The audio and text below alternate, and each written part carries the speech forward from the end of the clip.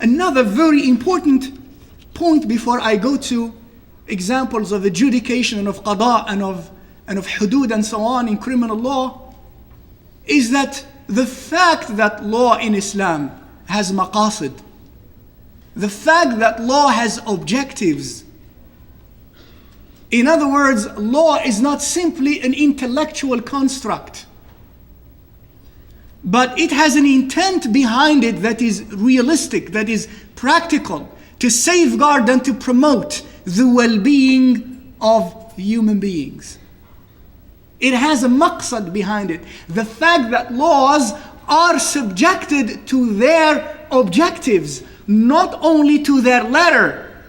If we contemplate this very carefully, we see that it is an expression of divine rahmah.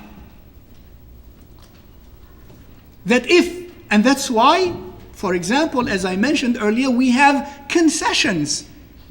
Because when we are not permitted to take an intoxicant, there is an objective behind that. There is an intent behind that. And that intent is what?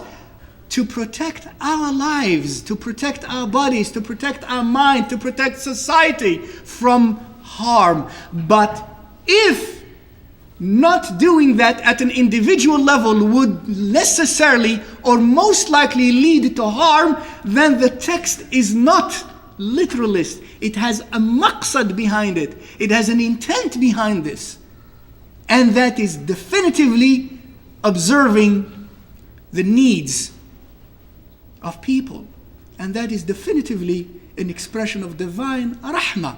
Because the law did not come, Allah subhanahu wa ta'ala did not reveal this sharia for his own benefit. Or did he? If anyone thinks so, by the way, that's a statement of kufr.